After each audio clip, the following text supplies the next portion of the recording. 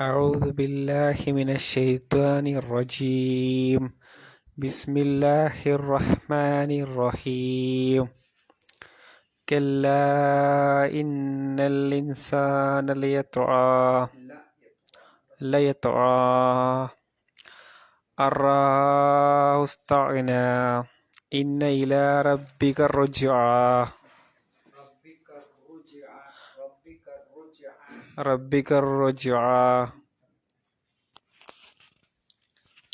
أعوذ بالله من الشيطان الرجيم بسم الله الرحمن الرحيم اقرأ باسم ربك الذي خلق الإنسان من علق اقرأ وربك الأكرم الذي علم بالقلم علم الإنسان ما لم يعلم كلا إن الإنسان ليطغى أن رآه استغنى إن إلى ربك الرجعى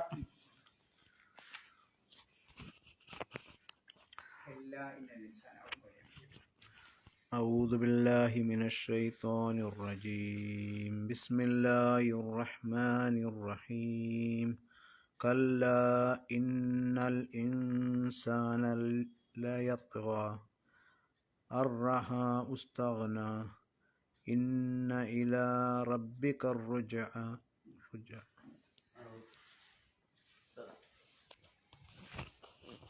أعوذ بالله من الشيطان الرجيم بسم الله الرحمن الرحيم كلا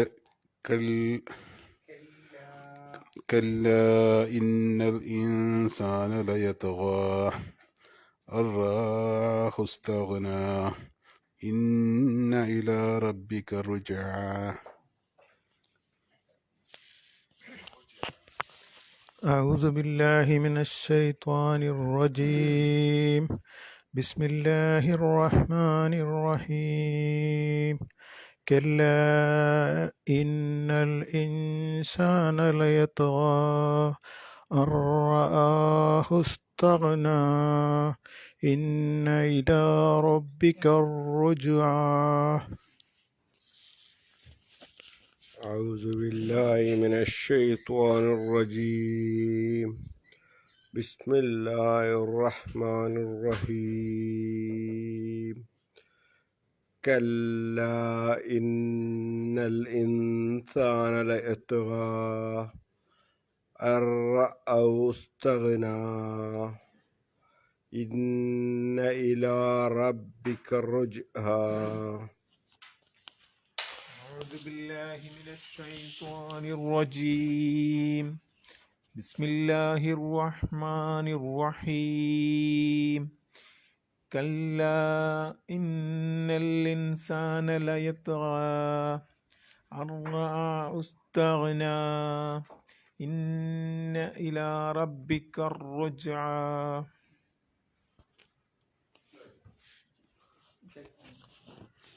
أعوذ بالله من الشيطان الرجيم بسم الله الرحمن الرحيم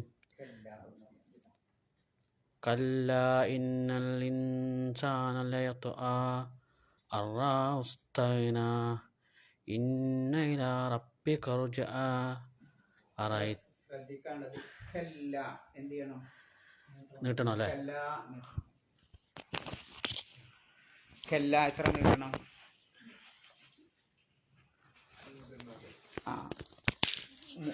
4 മുതൽ 5 വരെ നീട്ടണം. കല്ല. കാരണം എന്താ? ലാ എന്നുള്ള അലിഫില്ലേ, അതിൻ്റെ ശേഷം എന്ത് വരുന്നുണ്ട്? ഇന്ന എന്നുള്ള ഈ വരുന്നുണ്ട്, കണ്ടില്ലേ? ഹംസ വരുന്നുണ്ട്. അപ്പോൾ ലാ എന്നുള്ള അലിഫിൻ്റെ ശേഷം ഹംസ വരുമ്പോൾ എത്ര നീട്ടണം? 4 മുതൽ 6 കതിർ വരെ നീട്ടണം. അതിൻ്റെ പേരാണ് മദ് മുൻഫസിൽ. നമ്മൾ പഠിച്ചതാണ് അല്ലേ? അപ്പോൾ ഓതേണ്ടത് കല്ലാ നീട്ടണം നിർബന്ധമായിട്ടും. കല്ലാ ഇന്ന ഈ ഉച്ചരിക്കണം. നൂനിന് എന്ത് ചെയ്യണം? ഇദ്ഗാം ചെയ്യണം. അപ്പോൾ കല്ല ഇന്ന തരിമൂക്ക് തരിപ്പിക്കണം 2 പ്രാവശ്യമെങ്കിലും. പിന്നെ അൽ ഇൻസാന എന്നിടത്ത് ഇന്നൽ ഇൻസാന ഇൻസാന ആ നൂനിനെ ഇഖ്ഫാ ചെയ്യണം. പിന്നെ ലയത്ഗാ വൈന് ഉച്ചരിക്കുമ്പോൾ ശ്രദ്ധിച്ചാൽ മതി. ലയത്ഗാ. പിന്നെ അൻ എന്ന് കഴിഞ്ഞിട്ട് നൂന് സാക്കിനായ നൂനാണ്, അതിന് അർക്കത്തൊന്നുമില്ല. പിന്നെ വരുന്ന റാ ആണ്. അപ്പോൾ ആ നൂനിനെ റായിലേക്ക് ഇദ്ഗാം ചെയ്യണം. പക്ഷേ എന്ത് പാടില്ല? ഉന്നത്ത് പാടില്ല. ഓതേണ്ടത് അറ അറ. ആ കഴിഞ്ഞിട്ട് നൂനിനെ അവിടെ നല്ല കോപ്പി മറച്ച് വെച്ചിട്ട് റായിലേക്ക് അടിച്ചാരാം. അറ അറ ആ ഉസ്തഗ്ന അറ ആ അറ ആഹു. പിന്നെ ഇസ്തഗ്ന എന്നുള്ളടത്ത് അലിഫിന് ഉച്ചാരണം ഉണ്ടാവില്ല. വേഗം സീനിലേക്ക് ചാടാം. ഹു കഴിഞ്ഞിട്ട് സീനിലേക്ക് ചാടാം. അറ ആഹുസ്തഗ്ന അവിടെയും വൈനാണ്. ഇസ്തഗ്ന നാ നമ്മൾ സ്റ്റോപ്പ് ചെയ്യുകയാണെങ്കിൽ നീട്ടി ഉച്ചരിക്കുക. അപ്പോൾ അറ ആഹുസ്തഗ്ന. പിന്നെ ഇന്ന അവിടെ നേരത്തെ പറഞ്ഞ പോലെ തന്നെ ഈ നിർബന്ധമായിട്ട് ഉച്ചരിക്കണം. നൂനിനെ ഉന്നത്തോടു കൂടി ഉച്ചരിക്കണം. അപ്പം ഇന്ന. പിന്നെ ഇ അവിടെ ഉച്ചരിക്കണം. ഇന്ന ഇല. പിന്നെ റബ്ബിക റബ്ബിക ആ റായിനെ തഫ്ഹീമോട് കൂടി ഉച്ചരിക്കണം. റബ്ബിക. പിന്നെ അറുജ ആ നിലയിൽ അലിഫിന് ഉച്ചാരണം ഉണ്ടാവില്ല, ലാമിന് ഉച്ചാരണം ഉണ്ടാവില്ല.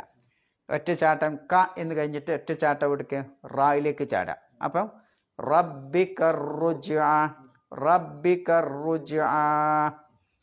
ആ 3 ആയത്തുകൂടി ഒന്ന് എല്ലാവരും കൂടി ഒതുക്കിയാണ്. അഊദുബില്ലാ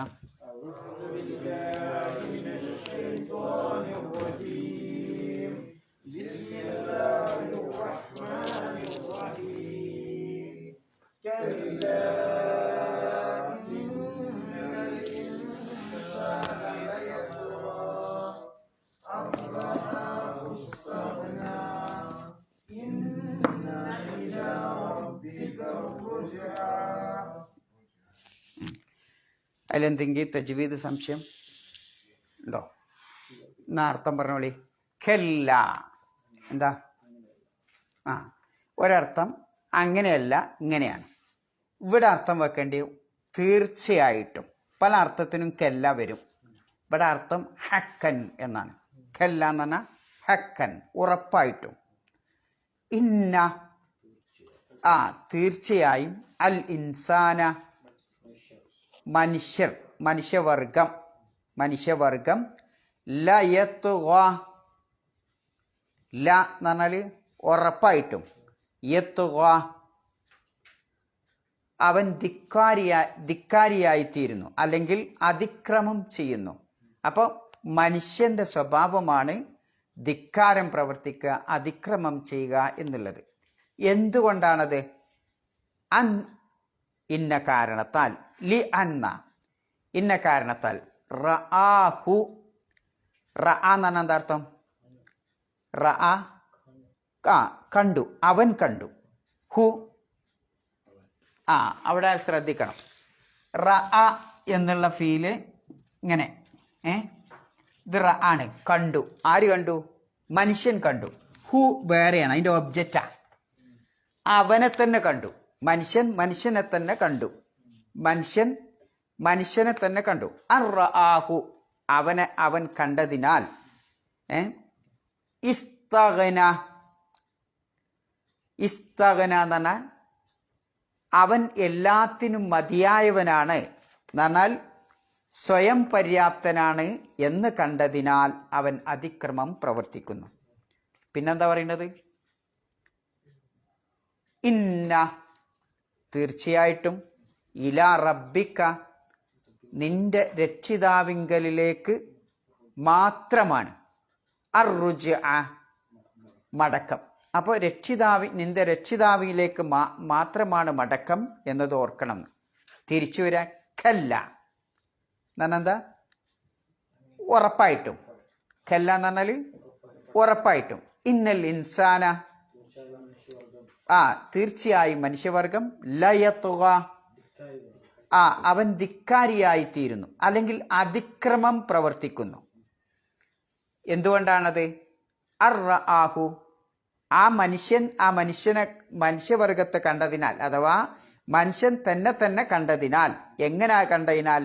ഇസ്തഗ്ന, ഞാൻ എല്ലാത്തിനും പോന്നവനാണ്, എനിക്ക് നിങ്ങളുടെ ഒന്നും സഹായം ആവശ്യമില്ല എന്ന ആ ധാരണ വന്നതിനാൽ മനുഷ്യൻ ധിക്കാരിയായി തീരുന്നു. അള്ളാഹ് ഒരു വാണിംഗ് കൊടുക്കാണ്, ഇന്ന ഇലാ റബ്ബിക, തീർച്ചയായും നീ നിന്റെ രക്ഷിതാവിങ്കലേക്ക് മാത്രമാണ് അർറുജഅ, അവസാനം മടങ്ങി വരുന്നത് എന്നത് ഓർക്കണം എന്ന്. അപ്പം അതിൽ പദങ്ങളൊക്കെ നമുക്ക് മനസ്സിലായി. ഇനി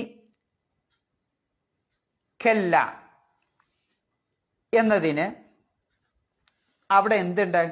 അങ്ങനെയല്ല ഇങ്ങനെയാണ്, അങ്ങനെയല്ല ഇങ്ങനെയാണ് എന്നതിനർത്ഥം ചിലപ്പോൾ പറയാറുണ്ട്. എന്ന് പറഞ്ഞാൽ നേരത്തെ പറഞ്ഞ ഒരു കാര്യം പിന്നെ റദ്ദ് ചെയ്യാനാണ് കല്ല സാധാരണ ഉപയോഗിക്കൽ. ഇവിടെ അതല്ല. ഇവിടെ പറയാൻ പോണ കാര്യത്തിന് ഉറപ്പിക്കാനാണ് എന്ത് പറയുന്നത്? കല്ല. ശേഷം പറയാൻ പോണ കാര്യം അത്രയും ഉറപ്പാണ്, ഹക്കായിട്ടത് സംഭവിക്കും എന്നതിനാണ് കല്ല. എന്നിട്ട് പിന്നെയും ഒരു ശക്തി കൊടുക്കുകയാണിത് ഇന്ന. പിന്നെ പറയുന്നത് അൽ ഇൻസാൻ. എന്താ ഇൻസാൻ എന്ന് പറഞ്ഞത്?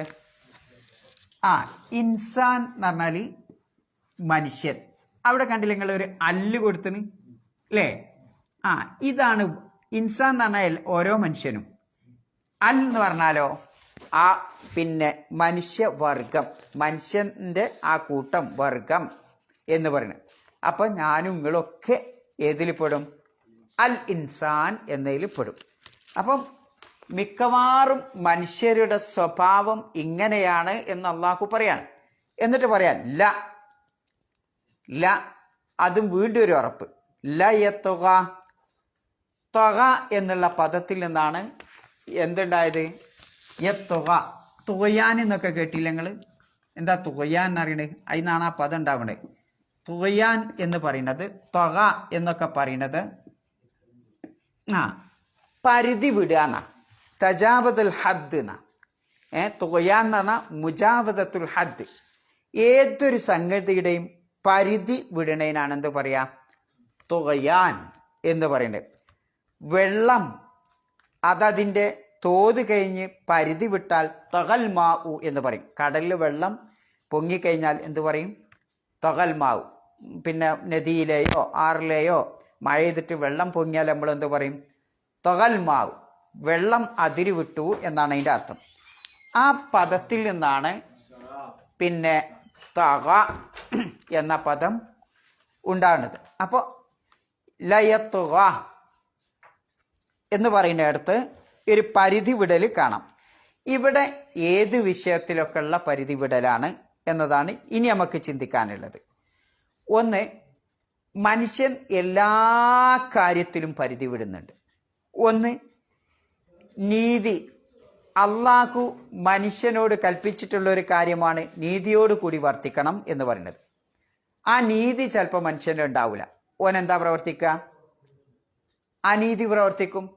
അപ്പം അതിൽ എന്ന ഒരു നീതിയുടെ ബോർഡർ അള്ളാഹു വെച്ചിന്. ആ കടന്നാൽ പിന്നെന്താ ഉണ്ടാവുക? അനീതി ഉണ്ടാവും. അപ്പം മനുഷ്യൻ അതിക്രമം പ്രവർത്തിക്കുന്നു പറഞ്ഞാൽ ഒരർത്ഥം അനീതി പ്രവർത്തിക്കുന്നു. രണ്ടാമത്തത് ഹക്ക്, യാഥാർത്ഥ്യം, സത്യം ഇന്നതാണ് എന്ന് അള്ളാഹു പഠിപ്പിച്ചു തന്നിട്ടുണ്ട്. ആ സത്യം അതിൻ്റെ അതിര് വിടുമ്പോൾ അത് അസത്യമായി ബാത്തിലായി വരുന്നു. അപ്പോൾ സത്യം എന്ന അതിരുവിട്ട് മനുഷ്യൻ അസത്യം എന്ന പിന്നെ ഇതിലേക്ക് പോകുന്നു. മൂന്നാമത്തത്, അള്ളാഹു മനുഷ്യനോട് കൽപ്പിച്ചിട്ടുള്ള എല്ലാ നന്മകളും ഹൈർ എന്നാണ് പറയുക. അപ്പം ഹൈർ എന്ന അതിരുവിട്ട് മനുഷ്യൻ ഷെറിലേക്ക് പ്രവേശിക്കുന്നു. ഇതും ലയത്തുക എന്ന് പറഞ്ഞതിൽ പെടും. ഇങ്ങനെ ഓരോ കാര്യം എടുത്താലും മനുഷ്യൻ്റെ മസ്ലഹത്ത്, പൊതുനന്മ എന്ന് പറയുന്ന ഒരു കാര്യം അള്ളാഹു ഇഷ്ടപ്പെടുന്നതാണ്. അത് മനുഷ്യൻ ഒഴിവാക്കിയിട്ട് എന്ത് ചെയ്യും? എല്ലാവർക്കും ഫസാദ് ഉണ്ടാക്കുന്ന രൂപത്തിലുള്ള പ്രവർത്തനങ്ങൾ മനുഷ്യൻ പ്രവർത്തിക്കും. എല്ലാവർക്കും ഉപകാരം എന്നുള്ളത് അള്ളാഹു വെച്ചിട്ടുള്ള ഒരു നിയമമാണ്. എന്നാൽ ആ ഉപകാരം പോയിട്ട് എല്ലാവർക്കും ബുദ്ധിമുട്ടുണ്ടാക്കുന്ന രൂപത്തിൽ മനുഷ്യൻ പ്രവർത്തിക്കുന്നു. അപ്പോൾ പിന്നെ കല്ല ഇന്നൽ ഇൻസാന ലയത്തുക. അപ്പോൾ അധിക വിഷയങ്ങളിലും മനുഷ്യൻ്റെ അതിര് കവിയുക എന്ന സ്വഭാവം ഉണ്ട് എന്നുള്ളതാണ്. ഏത് കാര്യത്തിലും നമുക്കത് കാണാൻ പറ്റും. ഈ ആയത്തിറങ്ങാൻ ഒരു ഹേതു മുഫസ്സിറുകൾ പറയുന്നുണ്ട്. മഹാനായ അബു ഹുറൈറ റളിയല്ലാഹു അൻഹു പറയാണ്, ഒരിക്കൽ അബൂജഹൽ വന്നിട്ട് പിന്നെ അവിടെയുള്ള ആളുകളോട് ചോദിച്ചു, നിങ്ങളുടെ മുമ്പിൽ വെച്ചിട്ട് മുഹമ്മദ് ഇനി സുജൂദ് ചെയ്യുമോ? അതെ. അപ്പോൾ അവർ പറഞ്ഞു, നിങ്ങളുടെ മുന്നിൽ വെച്ചിട്ട് തന്നെ മുഹമ്മദ് നബി സല്ലല്ലാഹു അലൈഹി വസല്ലമ സുജൂദ് ചെയ്യും.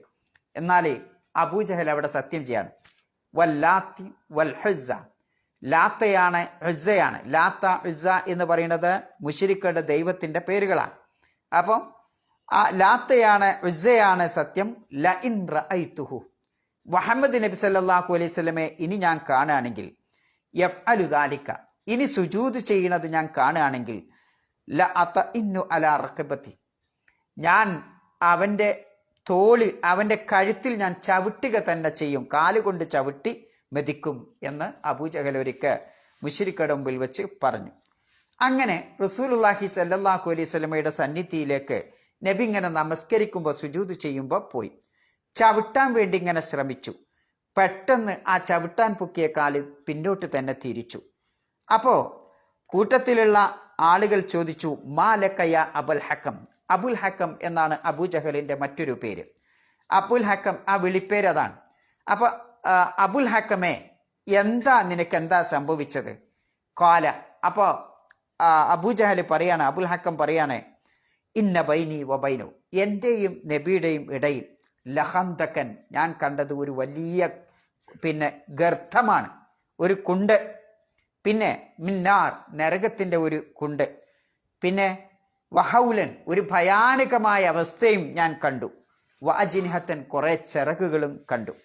ഫഖാല റസൂലുള്ളാഹി സ്വല്ലല്ലാഹു അലൈഹി വസല്ലം, നബി ആ സമയത്ത് സഹാബത്തിനോട് പറഞ്ഞു, ലൗ ദനാ മിന്നി, അബൂജഹലെങ്ങാനും എന്നോട് അടുത്ത് വന്നിരുന്നെങ്കിൽ, ഫഖ്തഫത്തുൽ മലായികത്തു ഉളുവൻ ഉളുവ, ആ ഓരോരോ കഷ്ണമായി ഓരോരോ അവയവമായി മലക്കുകൾ അവനെ റാഞ്ചിക്കൊണ്ടു പോകുമായിരുന്നു. ഓരോ കഷ്ണം പറിച്ചിട്ട് കയ്യ് കാല് ഇങ്ങനെയൊക്കെ ഓരോ വേർപ്പെടുത്തിയിട്ട് മലക്കുകൾ റാഞ്ചിക്കൊണ്ടു പോകുമായിരുന്നു ആ അബൂജഹലെങ്ങാനും എന്നോട് അടുത്തിരുന്നെങ്കിൽ എന്നൊരിക്കൽ നബി സല്ലല്ലാഹു അലൈഹി വസല്ലം പറഞ്ഞിട്ട്. ആ സമയത്താണ് ഏതായത്തിറങ്ങണത്?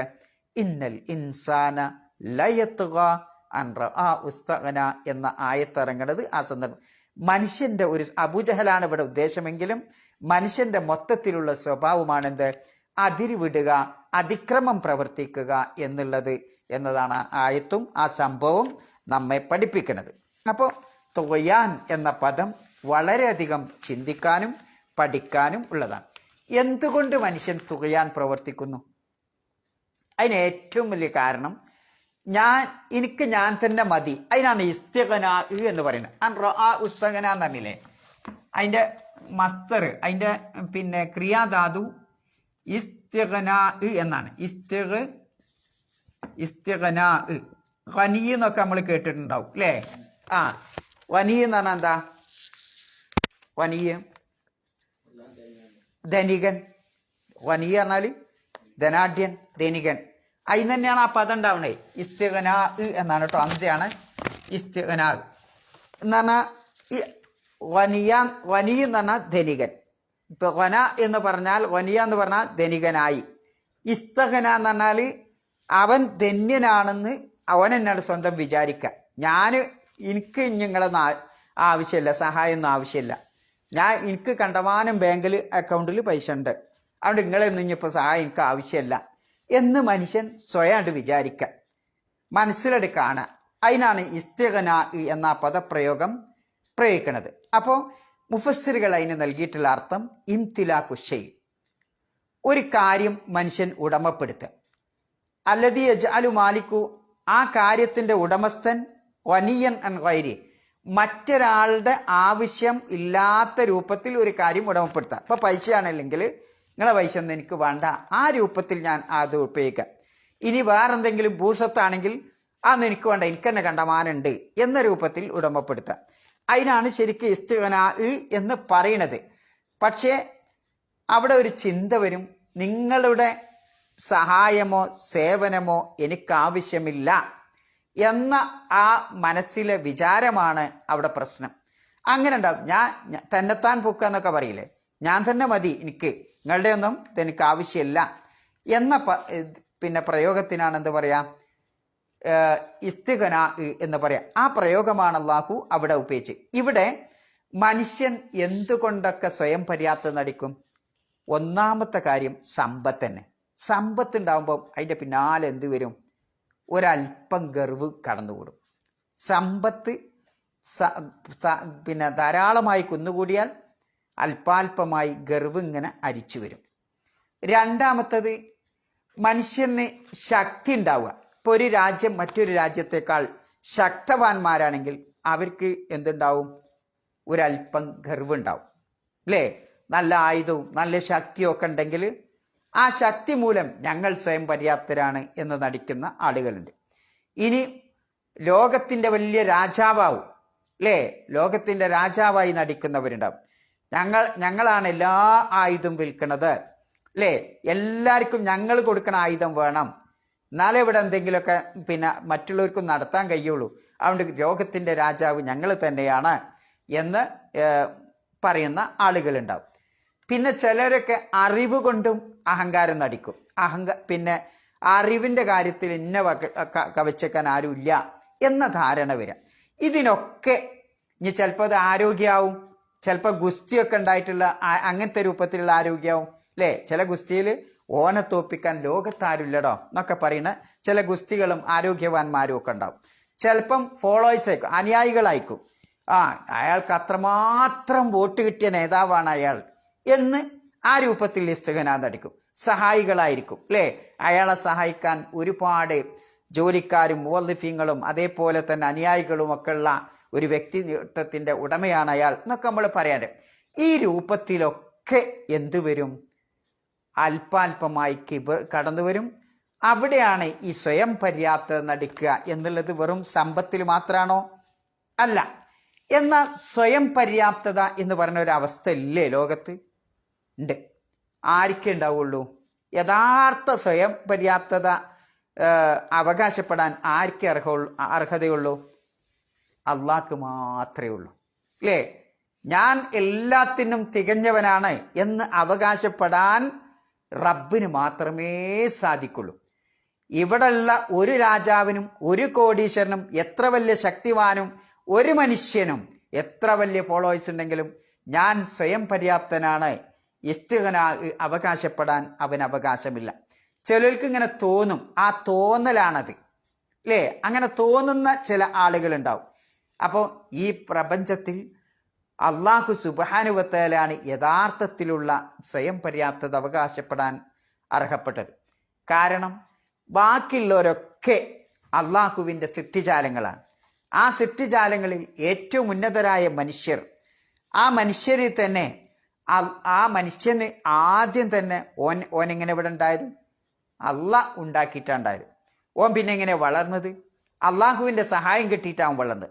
അള്ളാഹ് നൽകിയ വായുവാണ്, അള്ളാഹ് കുടിക്കാൻ കൊടുത്ത വെള്ളമാണ്, അള്ളാഹ് ഭക്ഷിക്കാൻ വന്ന ആഹാരമാണ് അവൻ്റെ മുമ്പിൽ. അത് അള്ളാഹുവോട് ക്യാൻസൽ ചെയ്താലോ അല്ലെങ്കിൽ അത് തിരിച്ചെടുത്താലോ അവനിവിടെ ഒന്നും കാല ഇല്ലേ. നിങ്ങളൊന്ന് ആലോചിച്ച് നോക്ക്, ഞാൻ ലോകത്തെ ഏറ്റവും വലിയ കോടീശ്വരൻ അല്ലേ എന്ന് ഞാനിങ്ങനെ അവകാശപ്പെടാം. പക്ഷേ ഈ നാട്ടിൽ എവിടെയും കുബുസ് കിട്ടാനില്ല, അരിയും കിട്ടാനില്ല, ഭക്ഷണം കിട്ടാനില്ല. ഈ പൈസ കൊണ്ടൊന്നും കാര്യമുണ്ടോ? എൻ്റെ കൂടിയുണ്ട് ഒരു കാര്യമില്ല. ഉണ്ടാവുമോ? ഇല്ല. ആലോചിച്ച് നോക്ക് നിങ്ങൾ. അങ്ങനെയൊക്കെ ചിലപ്പോൾ സംഭവിച്ചിട്ടുമുണ്ട് അല്ലേ. പണം കൊണ്ട് മാത്രം കാര്യമല്ല. മനുഷ്യനെന്ത് വേണം? ഇതിങ്ങനെ ക്രിയവിക്രയം ഇങ്ങനെ മാറിക്കൊണ്ടിരിക്കണം, ഇങ്ങനെ മാറ്റം നടക്കണം. ഈ രാജ്യത്തിൻ്റെ ഭക്ഷണം മറ്റു രാജ്യത്തേക്ക് എത്തണം, അവിടെ ഇല്ലാത്ത ഇവിടെ എത്തണം, ഇവിടെ ഇല്ല പച്ചക്കറി അങ്ങോട്ടെത്തണം. അങ്ങനെ മാറ്റം, ആ തബാദിൽ നടക്കുമ്പോഴാണ് നമ്മുടെ പണത്തിന് വില ഉണ്ടാവുക. അല്ലെങ്കിൽ എന്താ, കുറേ ബാങ്കിൽ അക്കൗണ്ട് ഉണ്ടായിട്ട് ഈ കടലാസിന് വലിയ വില ഉണ്ടാവുമോ? ഇല്ല. അപ്പം റബ്ബിനെ സംബന്ധിച്ചിടത്തോളം ഈ നിങ്ങൾ കുന്നുകൂട്ടിയ സമ്പത്തിന് ഒരു വില ഇല്ലാതാക്കാൻ അത് മനുഷ്യനും അതിന് അവകാശമില്ല. അതുകൊണ്ടാണ് അള്ളാഹുവിൻ്റെ നാമങ്ങളായി പഠിപ്പിക്കുന്ന കൂട്ടത്തിൽ അൽ അസീസ് എന്ന് പഠിപ്പിക്കണ കാണാം. എന്താ അസീസ് എന്ന് പറഞ്ഞാൽ? അസീസ് എന്ന് പറഞ്ഞാൽ എല്ലാവർക്കും അള്ളാഹുവിനെ ആശ്രയിക്കണം. അള്ളാഹ്ക്ക് ഇങ്ങോട്ട് ആരെങ്കിലും ആശ്രയിക്കണോ? ഇല്ല. ലോകത്തുള്ള സകലമാന ഈ പ്രപഞ്ചത്തിലെ എല്ലാ ചരാചരങ്ങൾക്കും ആരെയാണോ ആവശ്യമുള്ളത് അവനാണ് അസീസ്. അതാണ് നമ്മൾ ഖുൽ ഹു അല്ലാഹു അഹദ്, പിന്നെന്താണ് അല്ലാഹു അസ്സമദ്, അല്ലേ? അല്ലാഹു സമദ്. സമദ് എന്ന് പറഞ്ഞാൽ എന്താ? എല്ലാവരും അള്ളാഹുവിനെ ആശ്രയിക്കുന്നു, എല്ലാ സൃഷ്ടിജാലങ്ങളും അള്ളാഹിനെ ആശ്രയിക്കുന്നു. അള്ളാഹ് നമ്മളെ ആശ്രയിച്ചായിരിക്കണ്? ഇല്ല, അങ്ങനെ പറയാൻ പാടില്ല. ഉണ്ടോ?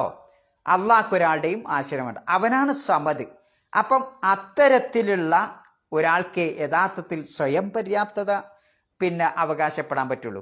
എനിക്കിപ്പം ഏതെങ്കിലും ഒരു വശം ഒരു കഴിവ് എനിക്കുണ്ട് എങ്കിൽ തന്നെ ബാക്കിയുള്ള എല്ലാ ഭാഗങ്ങളും എൻ്റെ മൈനസ് 0 ആവും, അല്ലേ? ഒക്കെ 0 ആവും എൻ്റെത്.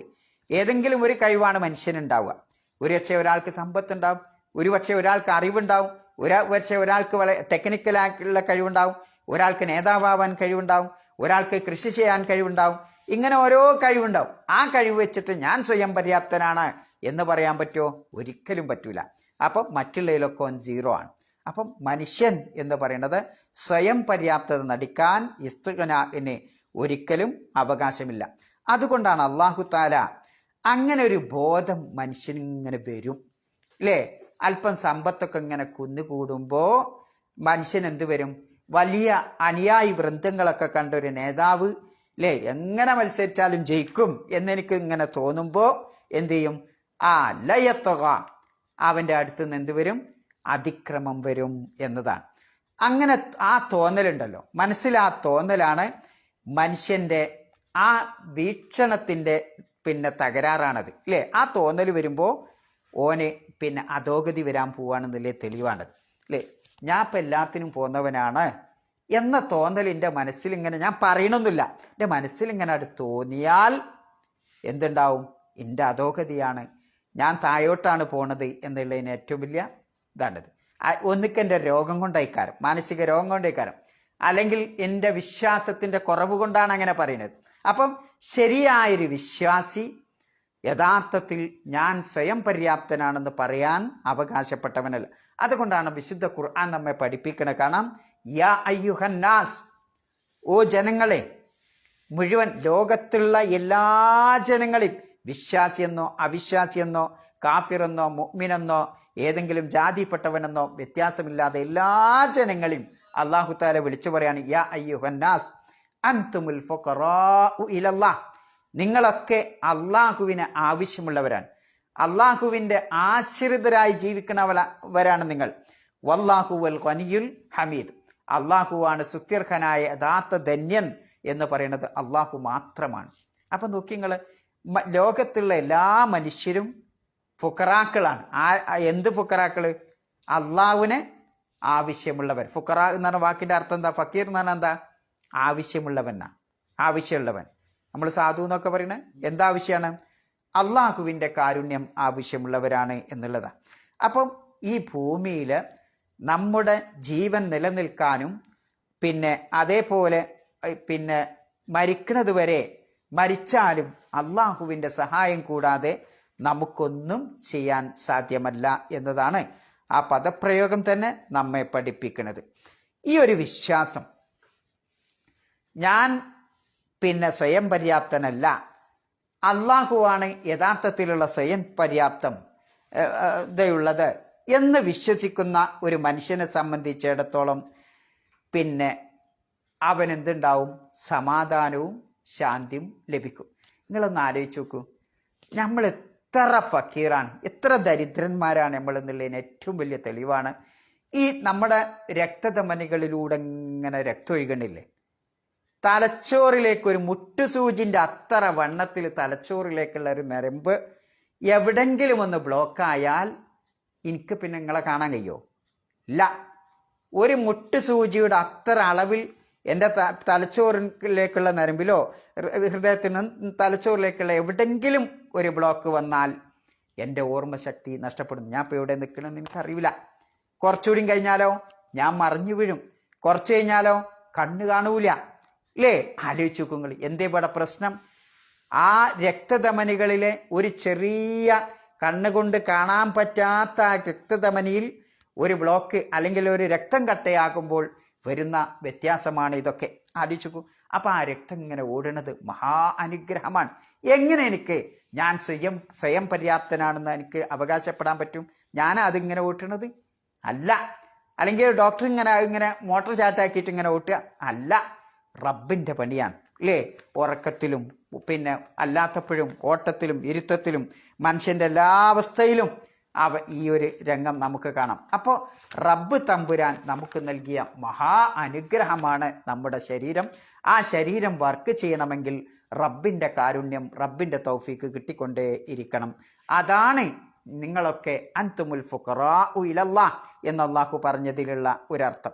ഈ ഒരു വിശ്വാസം, ഈ ശരിയായൊരു വിശ്വാസം ഉണ്ടാവും. റബ്ബിൻ്റെ റഹ്മത്ത്, റബ്ബിൻ്റെ തൗഫീക്ക് കൂടാതെ ഈ ഭൂമിയിൽ ഒരു കാലടി വെക്കാൻ മനുഷ്യന് സാധ്യമല്ല എന്ന ആ വിശ്വാസം ഉണ്ടാവുമ്പോൾ അവനാണ് യഥാർത്ഥത്തിൽ സന്തോഷം ഉണ്ടാവുക. കാരണം അതൊക്കെ റബ്ബിൻ്റെ പണിയാണ്, റബ്ബ് തരുന്നതാണ്. ആ റബ്ബ് എനിക്കത് തരും എന്ന വിശ്വാസം ഉണ്ടാവുമ്പോഴാണ് യഥാർത്ഥത്തിൽ ഓൻ എന്തുണ്ടാവുക? ശാന്തിയും സമാധാനം ഉണ്ടാവും. ഓൻ്റെ വിശ്വാസമാകുന്നത് അപ്പോഴാണ്. ഇനി ചിലപ്പോൾ വലിയ വലിയ ചിന്തകന്മാരൊക്കെ പറയും, ഞാനാണ് ലോകത്തെ ഏറ്റവും വലിയ ചിന്തകൻ, എന്നെ കവച്ചേക്കാൻ പറ്റുന്ന ചിന്തകന്മാരൊന്നും ഇവിടെ ഇല്ല. അല്ലെ ചിലപ്പോൾ എഴുത്തുകാർക്കുണ്ടാവും, ചിലപ്പോൾ പ്രാസംഗികർക്കുണ്ടാവും, അല്ലെങ്കിൽ അങ്ങനത്തെ ആളുകൾക്കൊക്കെ ഇത്തരത്തിലുള്ള ചിന്തകളിലൂടെയും ചിലപ്പോൾ എന്ത് വരും? ഇസ്തിഗ്നാ വരും. അതും അപകടമാണ്. കാരണം ഏത് സമയത്തും ഏതെങ്കിലും ഒരു നിമിഷത്തിൽ അള്ളാഹു സുബ്ഹാനഹു വ തആല നമുക്ക് നൽകിയിട്ടുള്ള അനുഗ്രഹം പിന്നെ നൊടിയുടെ സമയം കൊണ്ട് തിരിച്ചെടുക്കാൻ കഴിവുള്ളവനാണ് ആര്? അള്ളാഹു. ഞാനിപ്പോൾ നിങ്ങളോട് ഇങ്ങനെ സംസാരിക്കുന്നു, എൻ്റെ നാവ് ചിലപ്പം അതിനെന്തെങ്കിലും ഒരു കോട്ടാൻ പറ്റുക പറയാൻ എനിക്ക് അങ്ങനത്തെ രോഗം കണ്ടില്ല നിങ്ങൾ? ഇന്നിങ്ങനെ സംസാരിക്കുന്നുണ്ടാവും, നാളെ നാവൊക്കെ കൂടിയിട്ടുണ്ടാവും, അല്ലേ? സംസാരിക്കാനെന്നല്ല, എനിക്കൊരു തുള്ളി വെള്ളം തരിയെന്ന് പറയാൻ പോലും സാധിക്കാത്ത രോഗങ്ങളൊക്കെ. അപ്പം അള്ളാഹ് തരുന്നതാണ് ആ കഴിവ്. അത് നൊടിയുടെ സമയം കൊണ്ട് അള്ളാഹു തിരിച്ചെടുക്കും, അല്ലേ? അതിനൊക്കെ സാധിക്കുന്നവനാണ് അള്ളാഹു സുബ്ഹാനഹു വ തആല. അപ്പോൾ എത്രമാത്രം ഒരു മനുഷ്യനെ സംബന്ധിച്ചിടത്തോളം ഞാൻ അള്ളാഹുവിൻ്റെ ആശ്രിതനാണ്, ഫുഖറാഉ ഇലല്ലാഹ് ആണ് ഞാൻ എന്ന ആ ബോധം, എനിക്ക് യാതൊരു ശക്തിയുമില്ല, ലാ ഹൗല വലാ ഖുവത ഇല്ലാ ബില്ലാഹ്, എനിക്ക് നിന്ന സ്ഥലത്ത് നിന്ന് അങ്ങോട്ട് മാറാനോ അല്ലെങ്കിൽ ശാരീരികമായ ഏതെങ്കിലും ഒരു ശക്തിയോ ഒന്ന് മല്ലിടാനോ എനിക്ക് യാതൊരു ശക്തിയുമില്ല അള്ളാഹുവിൽ നിന്ന് ലഭിച്ചിട്ടല്ലാതെ എന്ന അടിയുറച്ച വിശ്വാസം ഉണ്ടാവുന്നതിനെ സംബന്ധിച്ചിടത്തോളം അവന് പിന്നെ എന്തുണ്ടാവും? റബ്ബിൻ്റെ സഹായം ലഭിക്കും, റബ്ബ് അവനെ സഹായിക്കും എന്നതാണ് ഹദീസുകളിൽ നിന്നൊക്കെ നമുക്ക് മനസ്സിലാക്കാൻ സാധിക്കും. ഉദാഹരണം എന്താ? ബദർ യുദ്ധ രണാങ്കളത്തിൽ മുസ്ലിങ്ങൾ എണ്ണത്തിൽ വളരെ കുറവാണ്, എന്തായാലും പരാജയപ്പെടും എന്നെല്ലാവരും. കാരണം 313 ആളുകളാണ് ആ യുദ്ധത്തിന് മുസ്ലിങ്ങളായി പങ്കെടുത്തത്. ബാക്കിയൊക്കെ പിന്നെ ശത്രു സൈന്യം 1000-ലധികം ആളുകൾ, അല്ലേ? അപ്പം എന്തായാലും പരാജയപ്പെടും എന്ന് വിചാരിക്കുമ്പോൾ അങ്ങനെ ഞങ്ങൾക്ക് അള്ളാഹുവിൻ്റെ സഹായം വഅൻതും അതില്ല വലഖദ് നസറക്കുമുല്ലാഹു ബിബദിൻ വഅൻതും അതില്ല എന്ന് വിശുദ്ധ ഖുർആൻ പറയുന്നുണ്ട്. നിങ്ങൾ വളരെ വിനയാനിതരായി അള്ളാഹുവിൻ്റെ തൗഫീക്കും അള്ളാഹുവിൻ്റെ സഹായവും ആവശ്യമുള്ളവരാണ് എന്ന ഭാവത്തോട് നിങ്ങൾ നിൽക്കുമ്പോഴാണ് അള്ളാഹിൻ്റെ സഹായം നിങ്ങൾക്ക് വന്നെത്തുന്നത്. അപ്പം റബ്ബിലുള്ള അള്ളാഹിൻ്റെ സഹായം കിട്ടും. അള്ളാഹുവാണ് എനിക്ക് ശക്തി നൽകിയത്, അള്ളാഹുവാണ് എനിക്ക് വിജയം നൽകിയത് എന്ന ആ ബോധമുണ്ടാകുമ്പോൾ റബ്ബിൻ്റെ സഹായം നമുക്ക് കിട്ടിക്കൊണ്ടി.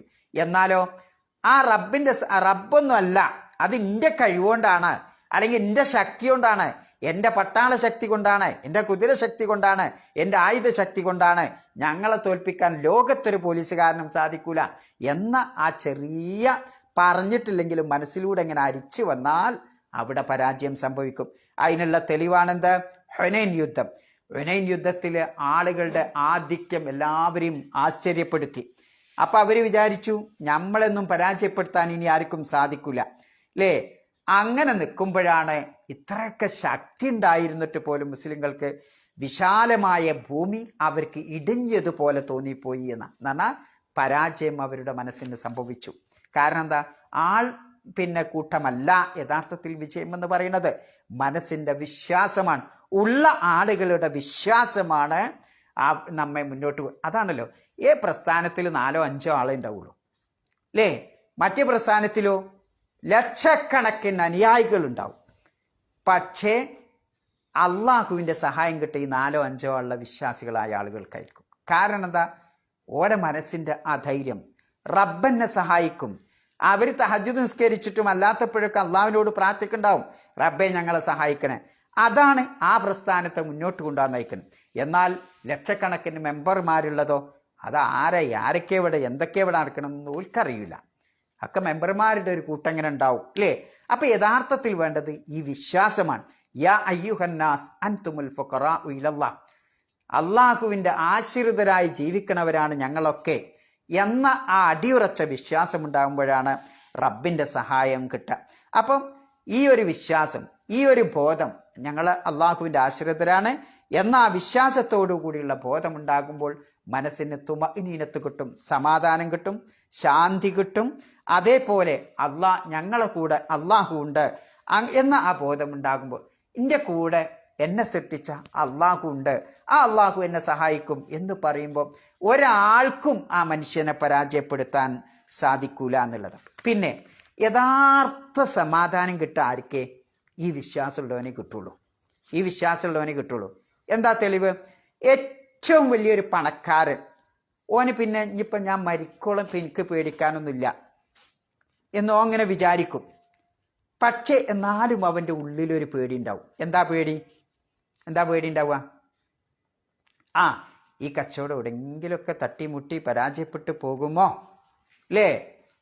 എനിക്ക് രോഗമായി കിടന്നാൽ പിന്നെ ആ കച്ചവടം നോക്കാൻ ആരാണ് എന്നിങ്ങനെ ഓനിങ്ങനെ അലട്ടിക്കൊണ്ടിരിക്കുന്ന കുറേ ഭയങ്ങളുണ്ടാവും. അല്ലെങ്കിൽ ആ സമ്പത്ത് ഇനി ചിലപ്പോൾ അവിടെ യുദ്ധം വന്നാൽ അതൊക്കെ ഫ്രീസായി പോകുമോ, അങ്ങനെയും സംഭവിക്കാലോ. അപ്പോഴും ഓൻ്റെ മനസ്സിനിങ്ങനെ അലട്ടും. എന്നാൽ ഒരു വിശ്വാസിയെ സംബന്ധിച്ചിടത്തോളം ഇവിടെ എന്ത് സംഭവിച്ചാലും, എൻ്റെ സമ്പത്ത് മുഴുവൻ നാമാവിശേഷമായി എന്നാൽ പോലും റബ്ബെന്നെ സഹായിക്കും, സൃഷ്ടിച്ച നാഥൻ എൻ്റെ കൂടെയുണ്ട്, ആ റബ്ബിൻ്റെ ആശ്രിതനാണ് ഞാൻ എന്ന ആ ശരിയായ ബോധമുണ്ടാകുമ്പോൾ നമ്മുടെ സമ്പത്തിനല്ല നമുക്ക് തന്നെ ഒരു അപകടം പറ്റിയാലും നമുക്ക് എന്തുണ്ടാവില്ല, പിന്നെ അത്തരത്തിലുള്ള ഭയമുണ്ടാവില്ല. റബ്ബിൻ്റെ സഹായം നമുക്ക് വന്നുകൊണ്ടിരിക്കും. മഹാനായ റസൂലുള്ളാഹി സ്വല്ലല്ലാഹു അലൈഹി വസല്ലമ മക്കം വിജയം കിട്ടി അല്ലേ? മക്കത്തുനിന്ന് മുശ്രിക്കുകൾ അടിച്ച് പുറത്താക്കി.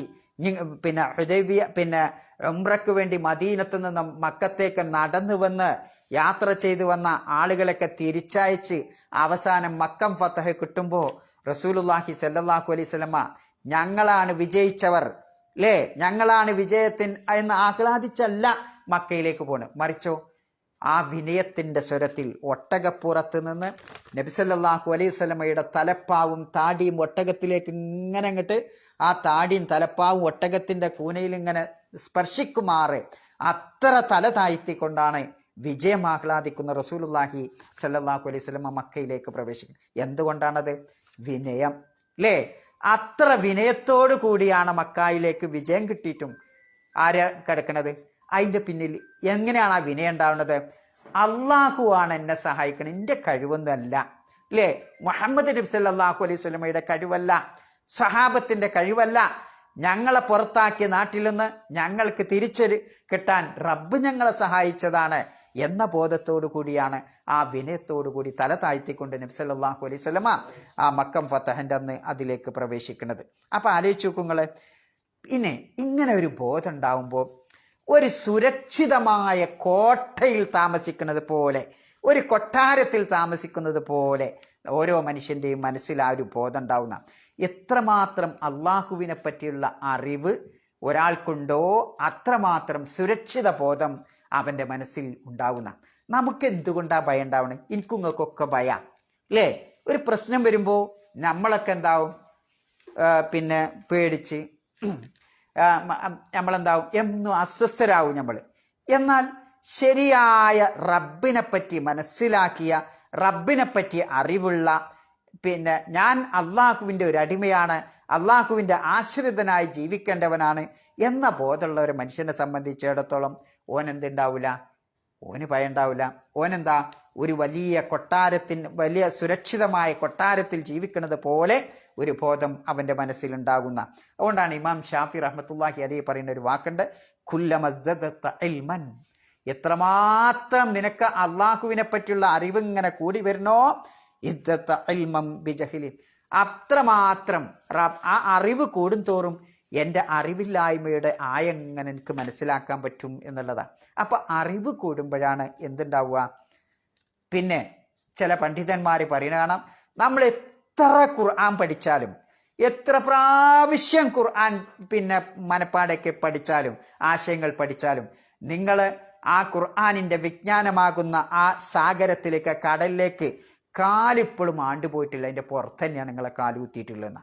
എന്ന് പറഞ്ഞാൽ ആ ഖുർആനിൻ്റെ വിജ്ഞാനം മുഴുവൻ ശേഖരിക്കാൻ ഒരു മനുഷ്യൻ്റെ ജീവിതത്തിൽ സാധിക്കൂലെന്ന്.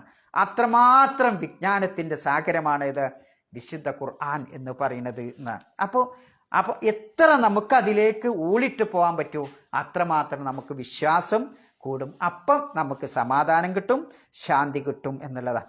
മഹാനായ യൂസുഫ് നബി അലൈഹി സ്വലാമിന് ആ സ്ത്രീകൾ ആകർഷിച്ചുകൊണ്ട് അല്ലേ, ആ പിന്നെ അസീസ് രാജാവിൻ്റെ സ്ത്രീ എല്ലാവർക്കും ഇങ്ങനെ കത്തി കൊടുത്തുകൊണ്ട് പിന്നെ ആ കത്തി കൊണ്ട് ഇങ്ങനെ ഇതുണ്ടാക്കണ്ടല്ലോ, ആ രംഗം ഇങ്ങനെ കാണുമ്പോൾ പിന്നെ ആ സ്ത്രീകൾ യൂസുഫ് നബി അലൈഹി സ്വലാം, ചെറുപ്പക്കാരനായ യൂസുഫ് നബി അലൈഹി സ്വലാം, 25കാരനായ യൂസുഫ് നബി അലൈഹി സ്വലാം അതിലൂടെ കടന്നു പോകുമ്പോൾ അവർക്കൊക്കെ അതിൽ അദ്ദേഹത്തിൽ ആകർഷനാവാണ്. അങ്ങനെ അദ്ദേഹത്തെ പിന്നെ ജയിലിലടക്കാൻ വേണ്ടിയിട്ട് അസീസിൻ്റെ ഭാര്യയ്ക്ക് കിട്ടാൻ വേണ്ടിയിട്ട് ഞാൻ പറയുന്നത് കേട്ടിട്ടില്ലെങ്കിൽ ജയിലിലടക്കും, തുറുങ്കിലടക്കും എന്ന് പറയണ്ടല്ലോ, അത് വലിയൊരു സംഭവമാണ്. സൂറത്ത് യൂസുഫിലെ വിവരിക്കുന്നുണ്ട്. ആ യൂസുഫ് നബി അലൈഹി സ്വലാം ഈ സ്ത്രീകൾ ഇങ്ങനെയൊക്കെ വശീകരിച്ച് പാട്ടിലാക്കാൻ വേണ്ടി, കീശയിലാക്കാൻ വേണ്ടി, വലയിലാക്കാൻ വേണ്ടി ശ്രമിക്കുമ്പോഴൊക്കെ യൂസുഫ് നബി അലൈഹി സ്വലാം പറയേണ്ട ഒരു വാക്കുണ്ട്, വ ഇല്ലാത്ത സിരിഫി അന്നീ കൈതഹുന്ന, പടച്ചോനെ ഈ പെണ്ണുങ്ങളുടെ, ഈ യുവതികളുടെ, ഈ പെണ്ണുങ്ങളുടെ തന്ത്രത്തിൽ നിന്ന് പടച്ചോനെ നീ എന്നെ തിരിച്ചു വിട്ടിട്ടില്ല. ആര് തിരിച്ചു വിട്ടിട്ടില്ലെങ്കിൽ, അള്ളാഹു ഒരു തിരിച്ചു വിട്ടിട്ടില്ലെങ്കിൽ, അസ്ബുഹിലൈന, ഞാൻ അവരിലേക്ക് ചായ്ഞ്ഞു പോകും പടച്ചോനെ. വ അക്കുമിനൽ ജാഹിലീൻ, ഞാൻ അറിവില്ലാത്ത ജാഹിലീങ്ങളുടെ കൂട്ടത്തിൽ പെട്ടുപോകും. അപ്പോൾ അപ്പോഴും യൂസുഫ് നബി അലൈഹി സ്വലാമിൻ്റെ മനസ്സിൽ എന്താ ഉള്ളത്, പിന്നെ അള്ളാഹുവായിട്ടുള്ള കണക്ഷനാണ് അല്ലേ. ഒരു തെറ്റിലേക്ക് ഒരു രാജ്യത്തിൻ്റെ രാജാവിൻ്റെ ഭാര്യ വിളിച്ചിട്ട് അവിടെ നിന്ന് രക്ഷപ്പെടാൻ റബ്ബിനോട് സഹായം തേടാണ് ആര്, അള്ളാഹുവിൻ്റെ പ്രവാചകനായ യൂസുഫ് നബി അലൈഹി സ്വലാം. ആലോചിച്ച് നോക്കുങ്ങൾ, അവിടെയാണ് യഥാർത്ഥത്തിൽ നമുക്ക് വിജയം ലഭിക്കുന്നത് എന്നുള്ളതാണ്. അപ്പോൾ പിന്നെ യഥാർത്ഥ ശക്തി എന്ന് പറയുന്നത് സത്യവിശ്വാസത്തിൽ നിന്ന് വരുന്ന ശക്തിയാണ്. യഥാർത്ഥ ആരോഗ്യം എന്ന് പറയുന്നത് സത്യവിശ്വാസത്തിൽ നിന്ന് വരുന്ന ആരോഗ്യമാണ്. യഥാർത്ഥ സമ്പത്ത് എന്ന് പറയുന്നത്, സമ്പത്തിൻ്റെ ശക്തി എന്ന് പറയുന്നത് സത്യവിശ്വാസത്തിൽ നിന്നാണ് അത് വരേണ്ടത്. അപ്പോൾ റബ്ബിലുള്ള അചഞ്ചലമായൊരു വിശ്വാസം. അതുകൊണ്ടാണ് അല്ലാഹു തആല പറഞ്ഞത്, അൽ മുഅ്മിൻ അൽ ഖവി ഖൈറുൻ വഅഹബ്ബു ഇലല്ലാഹ് മിനൽ മുഅ്മിനിൽ ളഈഫ്. ശക്തവാനായ ഒരു സത്യവിശ്വാസിയാണ് ഏറ്റവും ഉത്തമനും അള്ളാഹ്ക്ക് ഏറ്റവും ഇഷ്ടമുള്ളതും എന്ന് പറയുന്നുണ്ട്. എങ്ങനെ ശക്തവാനായ സത്യവിശ്വാസി എന്ന് പറയുന്നത്, നല്ല സത്യവിശ്വാസം ഉണ്ടെങ്കിൽ ഓൻ്റെ അടുത്ത് നിന്ന് അതിക്രമം വരൂല, ഓൻ്റെ അടുത്ത് നിന്ന് ഒരു അനീതിയും വരൂല, ഓൻ്റെ അടുത്ത് നിന്ന് ഒരു വേണ്ടാത്തതും വരൂല. അത്ര ശക്തിയായിരിക്കും ഓൻ്റെ ഈമാനിന് എന്നുള്ളതാണ്. അപ്പോൾ യഥാർത്ഥത്തിൽ നമുക്ക് വേണ്ടത് ഈ അടിമത്തത്തിൻ്റെ വിനയമല്ല. ഇന്നിപ്പോൾ നമ്മൾ വിനയാനിതരാവും അല്ലേ. ചിലപ്പോൾ മനുഷ്യൻ ഞാനിപ്പോൾ ഇന്നലെയൊക്കെ ഇങ്ങനെ നടന്നിരുന്നു, നല്ല പിന്നെ സ്പ്രേ ഒക്കെ അടിച്ച് നല്ല കുട്ടപ്പനായി ഇങ്ങനെ നടക്കും. അപ്പം എനിക്ക് കുറച്ച് ഹുങ്കേനി, അപ്പോൾ എനിക്ക് കുറച്ച് ഹുങ്കൊക്കെ ഉണ്ടാവും, ഒരു അഹങ്കാരമൊക്കെ ഉണ്ടാവും. ഒരു പക്ഷേ നാളെ ഞാൻ രോഗിയാവും. അപ്പം ഞാൻ പിന്നെ കുട്ടിയാത്ത പൂച്ചനെ പോലെ, ആ മൃഗത്തെ പോലെ ഇങ്ങനെ പാവായി നിൽക്കും. എന്തേ, ആ രോഗമായപ്പോൾ അല്ലെങ്കിൽ എൻ്റെ വലിയ കച്ചവടം അത് നഷ്ടപ്പെട്ടു, ഞാൻ ദരിദ്രനായി, അപ്പം ഞാൻ വളരെ പാവമായിട്ട് ഇങ്ങനെ നിൽക്കും. അത് യഥാർത്ഥത്തിൽ പിന്നെ അള്ളാഹുവിന് അടിമയാവുക എന്നതിൽപ്പെട്ടതല്ല, മറിച്ച് അതൊരു അടിച്ചമർത്തലിൻ്റെ അടിമയാണ്. നമുക്ക് രോഗങ്ങൾ വന്നുകൊണ്ടോ പരീക്ഷണങ്ങൾ വന്നുകൊണ്ടോ അല്ലെങ്കിൽ മറ്റേതെങ്കിലും ഭൗതികമായ കാരണങ്ങൾ കൊണ്ടോ നമുക്ക് വരുന്ന ദാരിദ്ര്യം, രോഗം, പരീക്ഷണങ്ങൾ, ഇതുമൂലം നമ്മൾ ചിലപ്പം ഒരു അടിമനെ പോലെ ജീവിക്കും. അത് യഥാർത്ഥത്തിൽ അടിമയല്ല, മറിച്ച് യഥാർത്ഥത്തിൽ അടിമത്തം എന്ന് പറയുന്നത് എന്താ? അള്ളാഹുവിൻ്റെ അടിമയാവുക എന്നുള്ളതാണ്. അള്ളാഹ്ക്ക് ഇപ്പം നമ്മളെ ശിക്ഷിക്കാൻ കഴിയും, അള്ളാഹ്ക്ക് നമുക്ക് തരാനും കഴിയും, അള്ളാഹ്ക്ക് തന്നത് എടുത്തു കൊണ്ടുപോകാനും കഴിയും. അപ്പോൾ ആ ബോധത്തോടുകൂടി എല്ലാം തരുന്നതും എടുത്തു കൊണ്ടുപോകുന്നതും മാന്യവും ഭ്രാന്തും പിന്നെ മഴത്തിയും ഒക്കെ അള്ളാഹുവാണ് എന്ന ആ ബോധ്യത്തോടു കൂടി ജീവിക്കുമ്പോഴാണ് യഥാർത്ഥത്തിൽ നമ്മൾ അള്ളാഹുവിൻ്റെ ഒരു അടിമയായി ജീവിക്കണം. അതാണ് അള്ളാഹു നമ്മളിൽ നിന്ന് ഉദ്ദേശിക്കുന്നത്. നമുക്കിപ്പോൾ എന്താ, ആരോഗ്യം തരാൻ പഠിച്ചവന് കഴിയൂലേ? സമ്പത്ത് തരാൻ അള്ളാഹ്ക്ക് കഴിയൂലേ? ഒക്കെ കുൻ എന്ന് പറയുമ്പോഴത്തേനൊക്കെ അള്ളാഹ്ക്ക് കഴിയും. പക്ഷേ എന്തിനെ ഇപ്പം ഇയാൾ എങ്ങനെ ആക്കിയത്? ഇയാൾ പിന്നെ അതിനേക്കാൾ കുറഞ്ഞവനാക്കി, മറ്റേ ആൾ അതിനേക്കാൾ കുറഞ്ഞവനാക്കി, അല്ലെങ്കിൽ മറ്റേ ആൾ അതിനേക്കാൾ വലിയ ഉന്നതനാക്കിയത്? ഇങ്ങനെ അള്ളാഹുത്താൽ എങ്ങനെ വേർതിരിച്ചത്? അള്ളാഹ്ക്ക് തരാനും ആ തന്നത് തിരിച്ചെടുക്കാനും ഒക്കെ റബ്ബിന് സാധിക്കും. അങ്ങനെ പരീക്ഷിക്കാനൊക്കെ മനുഷ്യന് സാധിക്കും. വലിയ വലിയ രോഗങ്ങളെ കൊണ്ടൊക്കെ സാധിക്കും. പക്ഷേ അതല്ല, ആ ഒരു ഉബൂദിയത്തല്ല ആവശ്യം. മറിച്ച് മനുഷ്യൻ അള്ളാഹുവിനെ മനസ്സിലാക്കിക്കൊണ്ട് അള്ളാഹുവിൻ്റെ അബ്ദായി ജീവിക്കുക എന്നതാണ് റബ്ബ് തമ്പുരാൻ നമ്മളിൽ ഒന്ന് ഉദ്ദേശിക്കുന്നത്. അതുകൊണ്ടാണ് അൽ മുഅ്മിനുൽ ഖവിയ്യു ഖൈറുൻ വഅഹബ്ബു ഇലല്ലാഹ് എന്ന് പറഞ്ഞെടുത്തുള്ള യുക്തി അതാണ്. അപ്പോൾ ഇത്തരം കാര്യങ്ങളാണ് ഇതിൽ നിന്ന് നമുക്ക് പഠിക്കാനുള്ളത്. കല്ല ഇന്നൽ ഇൻസാന ലയത്ഗാ അർആഹു ഇസ്തഗ്ന ഇന്ന ഇലാ റബ്ബിക റുജ്അ എന്നതിലുള്ള ഇത് അതാണ്. പിന്നെ മറ്റൊരു കാര്യം ഇതിൽ നിന്ന് പഠിക്കാനുള്ളത്,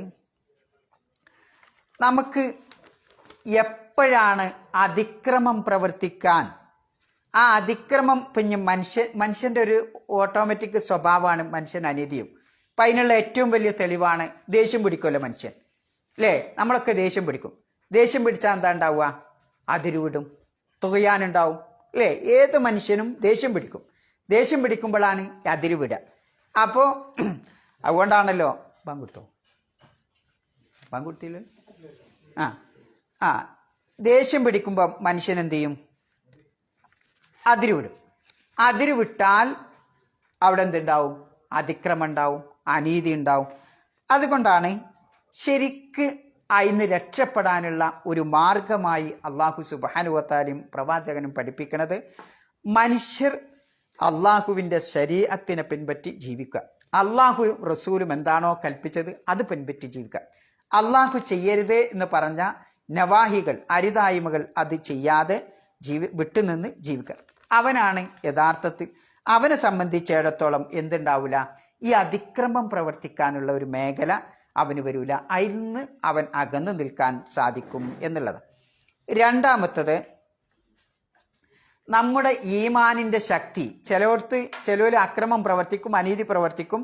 ആ അനീതി പ്രവർത്തിക്കുന്നത് യഥാർത്ഥത്തിൽ ഈമാനിൻ്റെ ഏറ്റക്കുറവ് കൊണ്ടാണ്, സൂക്ഷ്മതയുടെ ഏറ്റക്കുറവാണ്. അപ്പോൾ വിശ്വാസികൾ തന്നെ ഉണ്ടാവും. ആ വിശ്വാസികളിൽ എന്തുണ്ടാവും? വിശ്വാസം ഏറും കുറയൊക്കെ ചെയ്യും. അപ്പോഴും എന്തുണ്ടാവും?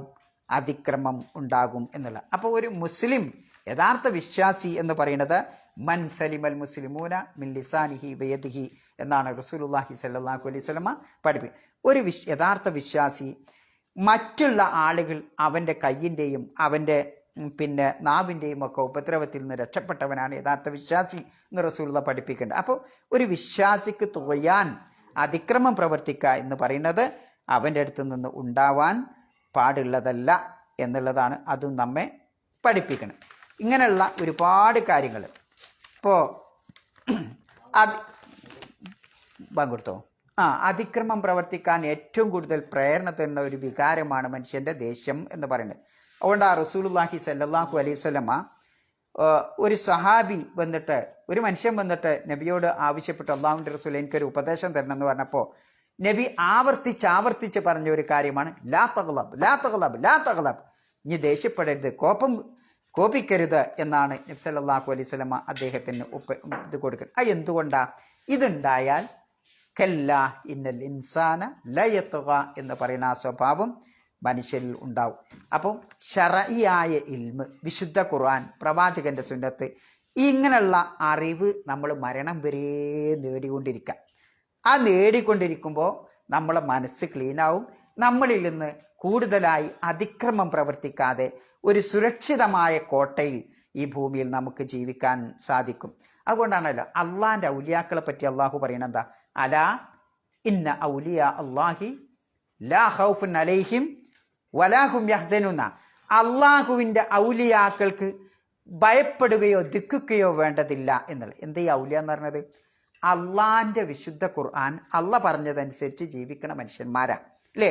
അള്ളാഹുവിൻ്റെ കൽപ്പനകൾ സ്വീകരിക്കുക, അള്ള അരുതേ എന്ന് പറയുന്നത് വെടിയുക. അപ്പോൾ എന്തുണ്ടാവും? പിന്നെ ശരീഅത്തനുസരിച്ച് ശറഅനുസരിച്ച് ജീവിക്കുമ്പോൾ അതിക്രമം ചെയ്യുന്ന മേഖലയിൽ നിന്നൊക്കെ അവർ വിട്ടുനിൽക്കും. തുഗ്യാൻ എന്ന് പറയുന്നത് അവരുടെ അടുത്തൊന്നും വരില്ല എന്നുള്ളതാണ്. അപ്പം ഇത്തരം കാര്യങ്ങളാണ് ഇതിൽ നിന്ന് നമുക്ക് പഠിക്കാനുള്ളത്. അപ്പം കല്ല ഇന്നൽ ഇൻസാന ലയത്തുക, ഉറപ്പായിട്ടും മനുഷ്യൻ ധിക്കാരം അതിക്രമം ചെയ്തുകൊണ്ടേയിരിക്കും. എന്തുകൊണ്ടാണത്?